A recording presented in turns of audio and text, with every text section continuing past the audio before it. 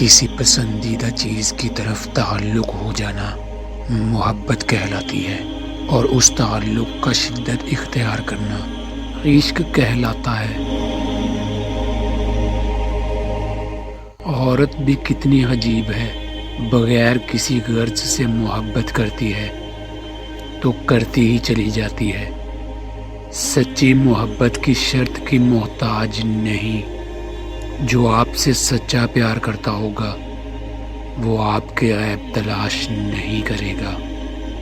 عورت کے جسم سے نکال کر، عورت کے ہاتھوں میں پل کر، عورت کی جوانی کھا کر جب طاقتور بن جاتے ہو تو عورت ہی آپ کو کم عقل، کمزور اور جاہل نظر آتی ہے۔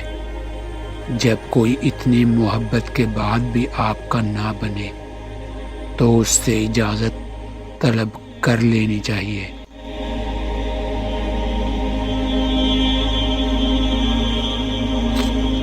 جانتے ہو عورت کی سب سے بڑی کمزوری کیا ہوتی ہے؟ عورت کی سب سے بڑی کمزوری اس کا من پسند مرد ہوتا ہے۔ کچھ تاریخی، کچھ دین، کچھ لمحے ہمیشہ یاد رہتے ہیں۔